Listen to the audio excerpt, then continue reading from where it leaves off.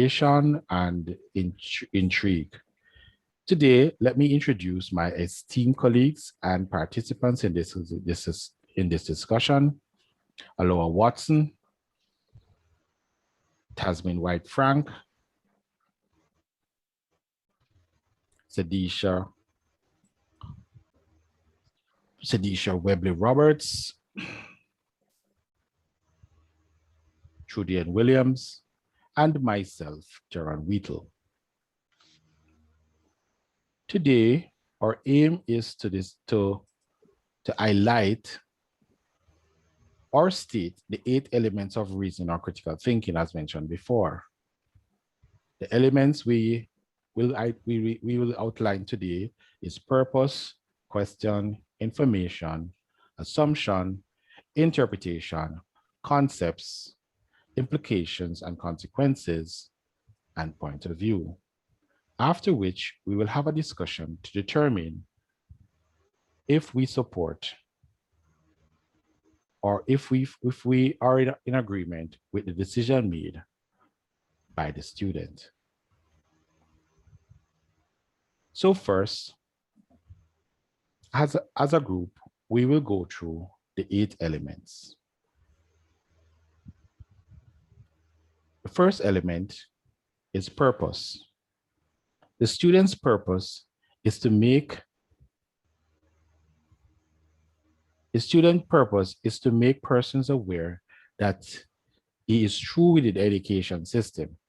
He believes that he has served his purpose and it has served its purpose, and it doesn't need education to become a self-made entrepreneur that he's open to become.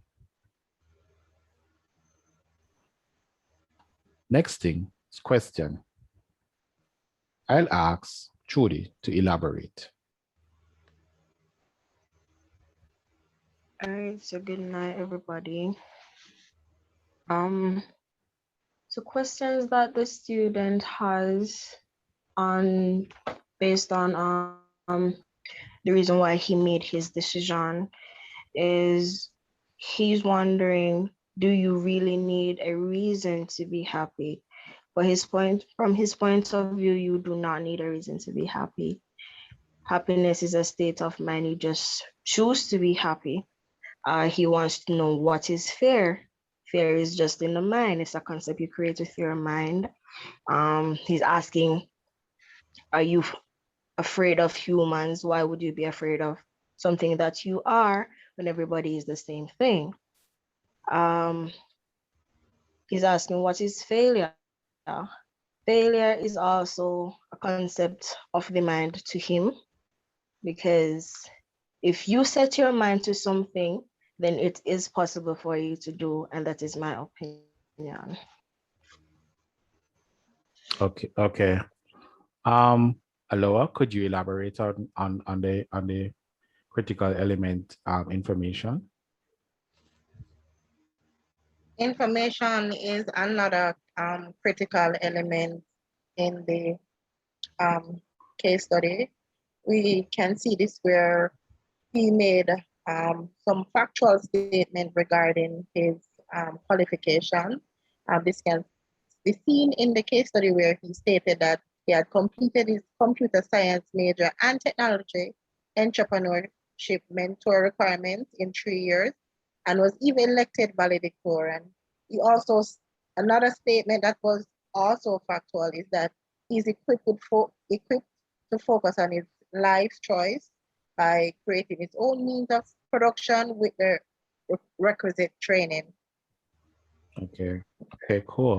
What about the assumptions, Aloha? What do you think about those? What the assumptions made? So the writer assumed that, a degree or a job, a degree or a job is required,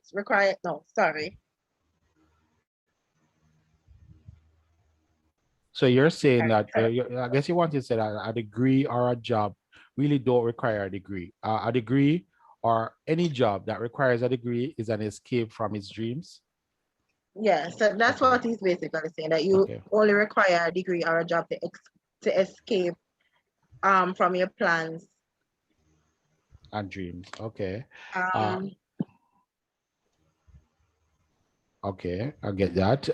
Also, I think I remember reading in the passage that a degree isn't necessary isn't necessary to pursue your goals, and every second of boredom experience in class is a second of life wasted. I remember reading that. And we can see we have been there.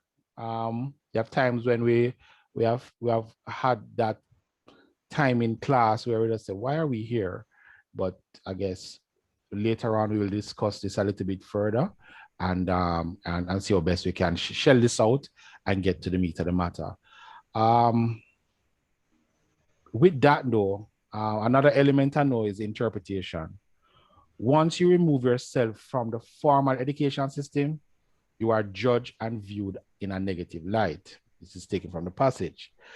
The student hopes that persons would be braver and take up the mantle in achieving their dreams and not let a degree hinder them from doing so. Also, to not let judgment of other persons stop you from doing what you believe is the best course to follow, which is a point where we have seen in our everyday life that persons have opted this path. But let us see how best we can get through this thing here. Sadisha, what about the concepts? Could you elaborate on concepts for me, please?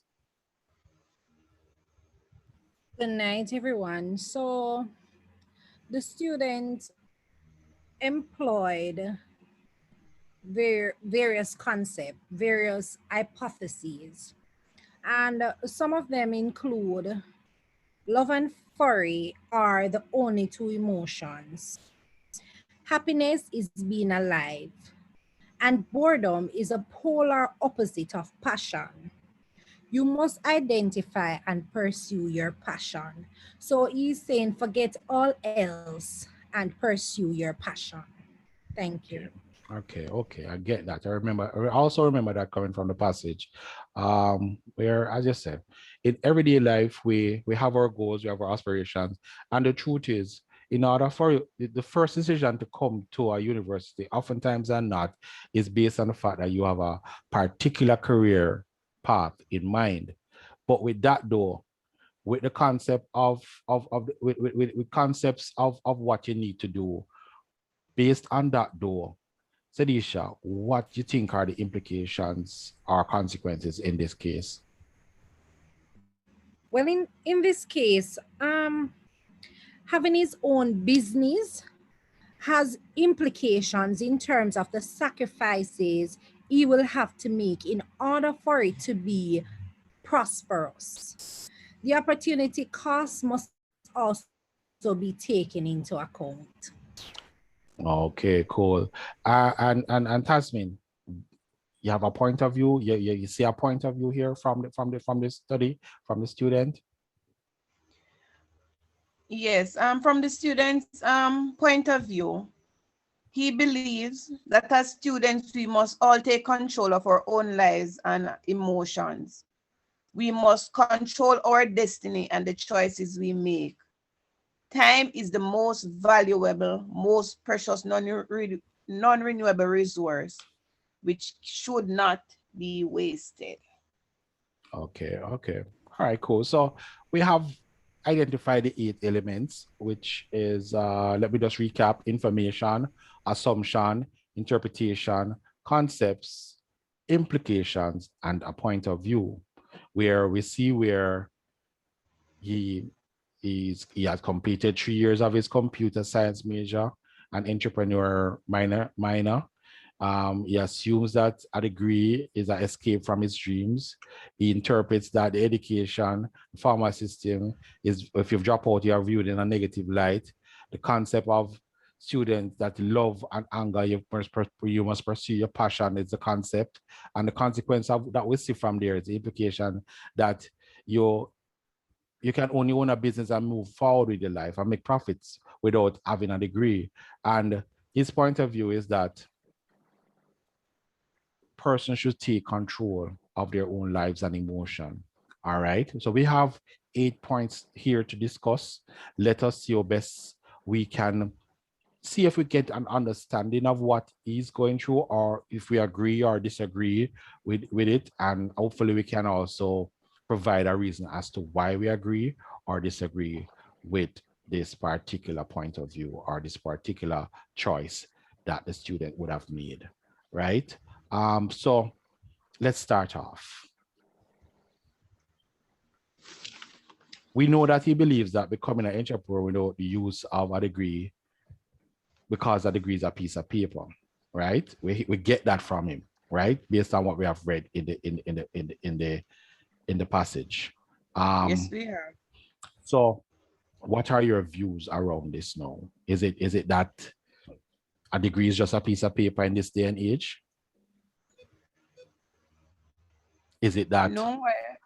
is it that a dropout, or not a dropout, let's use another phrase, or somebody who has a passion for business would just need to go and pursue your business without a degree?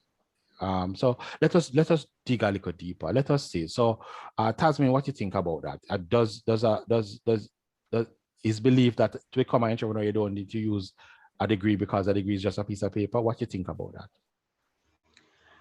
To become an entrepreneur, you don't necessarily need a degree, but you must also have the drive. But having a degree is really important, because sometimes you reach a part of your life, if you don't have certain qualifications, especially in this day and age, you can't go anywhere. Especially if you plan to start from scratch, you have to have something that actually backs you up. I just want to add to that. I am an entrepreneur. Mhm. I own a small salon, nail salon, right? Mhm. And I've been doing this from age 15, I think. And I didn't have a degree at that time. But as I grew over the years, I noticed that there are some things that even if you have your skills, there are some things that you really need to know. And having this degree now, opened my eyes to a lot of things. Trust me, a lot of I learned to create strategies now on my own that I never normally, come up with. I come up with solutions faster than I usually do, and that caused my business to make a drastic shift. So I know that you don't have to have a degree, but to have a degree is an asset. It opens door to many opportunities. So that's what I want to share.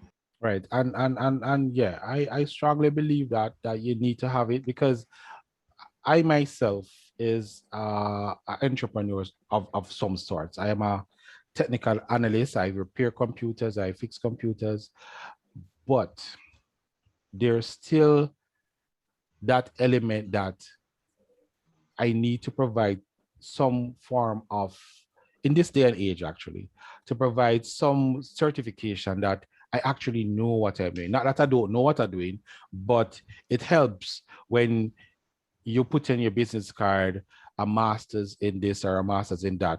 Not that that's a driving force though, but things that I would have been, that I have taught myself, right? What the education system does is it reinforces some of what you have already learned. Plus, of course, there may be a few things that will enhance what you're doing, especially if you're doing a business degree or an HR degree. It allows you to to process things and deal with people a little bit better. Yeah, you may have personal skills of in and of yourself, but being in a setting where you interact with a group study, a class setting where you have to interact with different personalities, that help enhances whatever you're doing in today's society when it comes to business and entrepreneurship. Anybody has a view